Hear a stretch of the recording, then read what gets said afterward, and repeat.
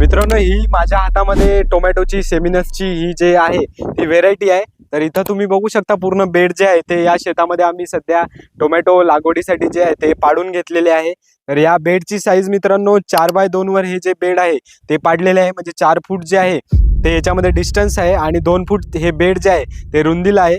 टोमॅटोची लागवड करणार तर याच्या बेडच्या मधामध्ये जे आहे ते असे टोमॅटो जे आहे ते लागवड करणार। इथं मी तुम्हाला एक रूट्स जे आहे ते लावून दाखवतो। अशा प्रकारे जे आहे ते लावायचं। याच्या मधामध्ये जे आहे ते म्हणजे 2 फुटावर किंवा 3 फुटावर पण आपण टोमॅटोची लागवड करू शकतो। जसं तुम्हाला लावायचं असलं त्या प्रकारे जे आहे ते टोमॅटोची लागवड तुम्ही करू शकता।